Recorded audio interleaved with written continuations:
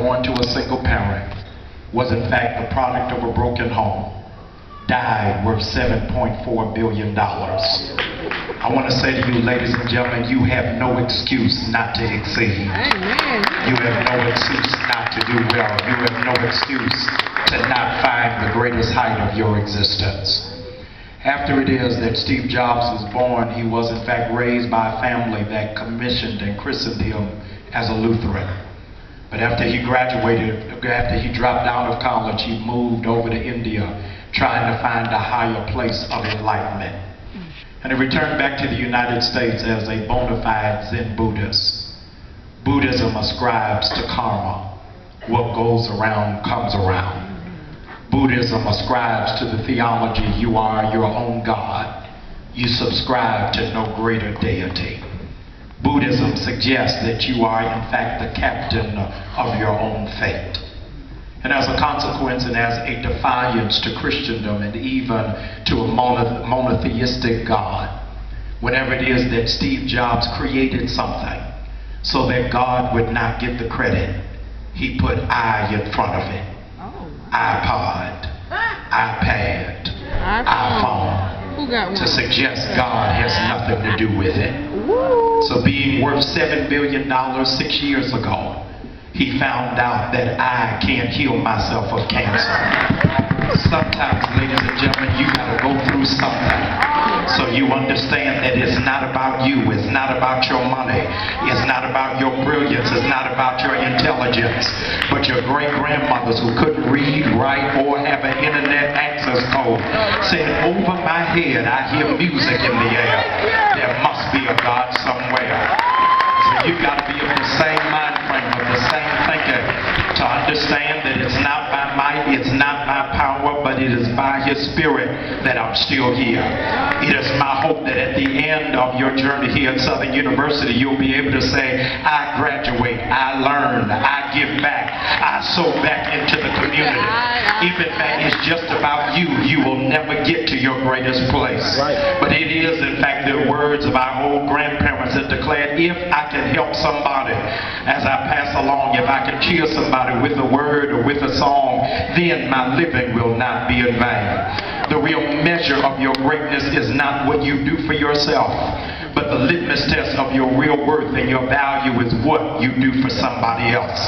And I feel like, as I said today at Southern University, there are a great number of you in this place who have championed so many odds and have come through so many trials and have persevered through so many problems that the reality is you deserve a Nobel Prize just for showing up today.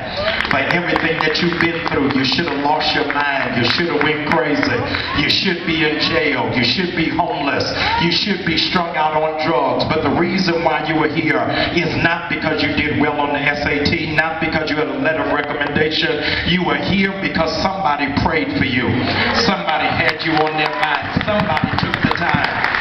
And the real test of where it is that you are, John Fitzgerald Kennedy said, if you want to see a great success, look for a great failure. Because somebody who has succeeded at something failed at something first. And you are in fact sitting around people who failed through so many things, but they kept getting back up. It was in fact Pavarotti who declared that a real winner is somebody who refused to quit. Vince Lombardi said a professional is somebody who used to be an amateur but refused to quit. It was in fact T.S. Eliot that said, you don't know how far you can go until you've gone too far. Ladies and gentlemen, I hope you know that you are in fact seated this morning beside Destiny's Child. Not Kelly Rowland, not Michelle Williams, not Beyonce, but you're sitting beside somebody who survived something that a weaker person would not have been able to come through.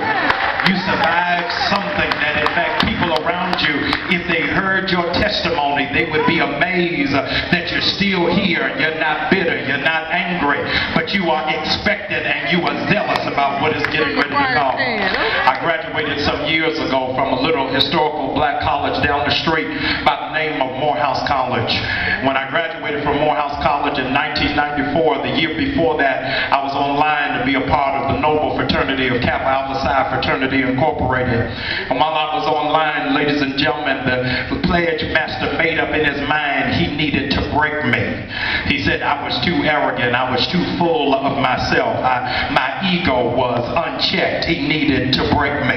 So one night while it is that we were online, he in fact, along with those who were pledging us, decided they were going to make me the example. And in making me the example, ladies and gentlemen, they decided to tie me to the goalpost. And they did not tie me to the goalpost with rope, but they tied me to the goalpost with duct tape. They made two critical mistakes, ladies and gentlemen.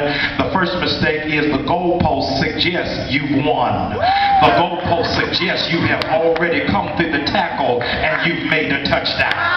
The second mistake is that when they tied me up, they should have tied me up with rope and not duct tape.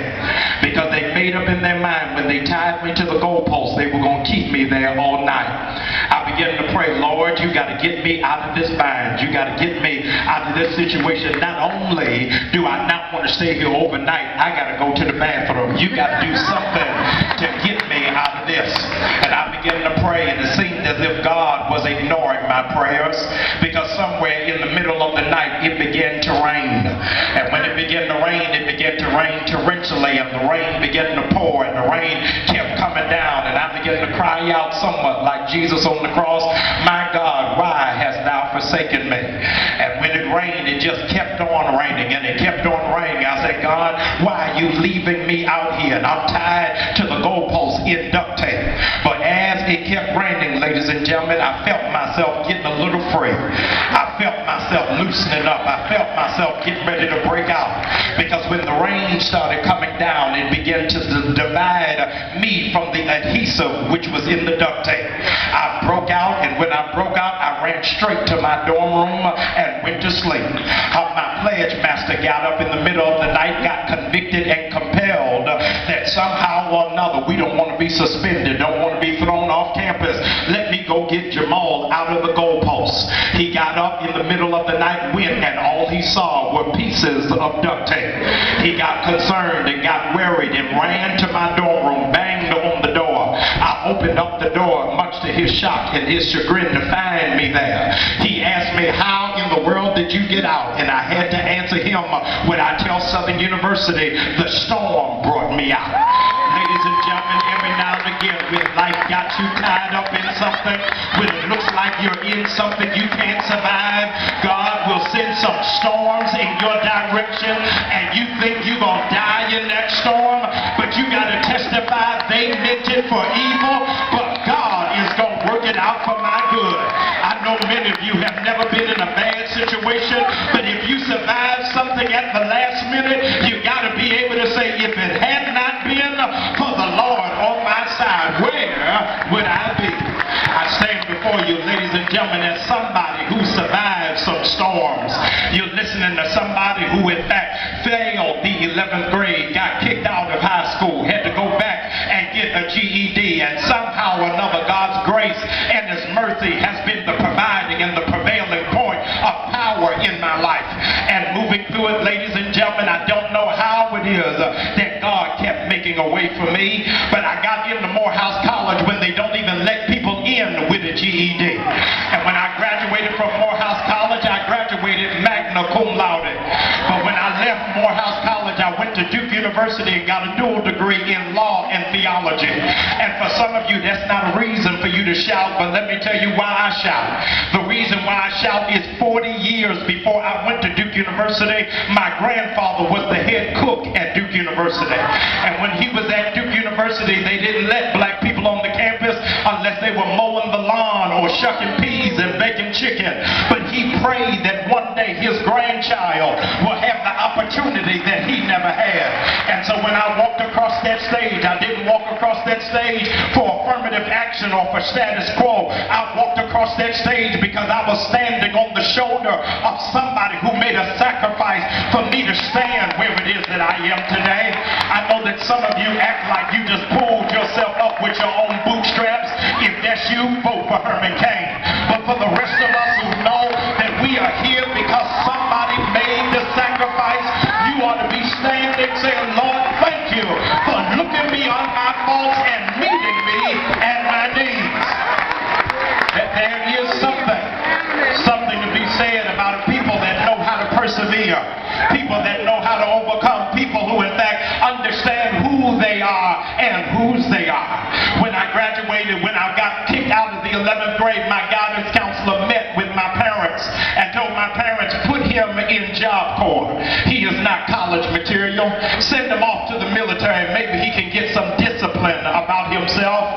But ladies and gentlemen, I had a praying mother. I had a praying mother who saw more for me than what the public school system saw. I had a praying mother who knew her only begotten son would not spend a night in jail. I had a praying mother who looked beyond my faults and saw the value of the seed that God had put in me. And my grandmother, with tears coming down her face, said, my son is college material. He may not look like it to you, but I see something in him that the rest of the school system doesn't see. And the reason why I'm telling you this is that guidance counselor who said I wasn't college material is now an usher at my church, because God can turn some things around, and the things you thought would never happen, God will make happen in your life. There are some witnesses in this room who understand what it's like, in the words of Lorraine Hansberry, that says, I know what it is to be young, gifted, and black, to know that I've got ideas, that I've got intellect, that I've got innovation, I've got prowess, but I don't have recognition, that the one thing that I need is an opportunity. And ladies and gentlemen, I want you to know, if you are at Southern University, it is a reflection. God has given you an opportunity. He's giving you an opportunity, but just because you have an opportunity doesn't mean things are going to be easy. Benjamin Elijah Mays, the former president of Morehouse College, said, you've got to run faster or forever be left behind. That the greatest sin is not failure, but it is low aim. And ladies and gentlemen, I want you to know, with all of your intellect, with all of your understanding, with all of your degrees, it does not mean that America is going to forget where it is that you've come from. If you don't believe me, ask Barack Obama. He is the most intellectual, most insightful, and most articulate the president that the United States has seen in the last 50 years, and they can't even find anybody to run against him. So they brought a motley crew of misfits and dysfunctions who cannot even stand toe-to-toe with the president. So ladies and gentlemen, they bring somebody out of Texas by the name of Rick Perry.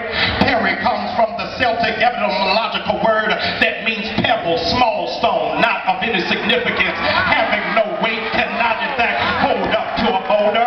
They then go to Minnesota and find Michelle Bachman. Bachman comes from the word Balkman, comes out of the Latin etymological, which means to back up, be in fear, go away from a fight, having no standing and have no grounding. They tried to get Chris Christie, but he was too fat to run in the race. They had the exact mind of Matt Romney. Romney comes from the etymological word which means to ruminate, marinate, to sink in, to be vacant, to be cooked, and in fact be overdone. But the problem is, ladies and gentlemen, the Republicans did not do their biblical research, because all of the people that they rounded up to run against one man, the reason why they can't beat him is not because of his Ivy League education. It is not even because of his melanin. The reason why they can't beat him is because of his name. Barack, ladies and gentlemen, means to cry out. It means to yell. It means to say something. And ladies and gentlemen, if you can hear my voice, don't you dare act silent when it is that we've got 840,000 black men in jail. Don't you dare be silent when Amber Cole is viral on YouTube. And if it was a white girl, it'd be child pornography. Don't you dare be silent when all of your so-called heroes, T.I., Lil Wayne, and now Soulja Boy, are going in and out of jail. But Southern University, I want y'all to dump every ounce of the Republican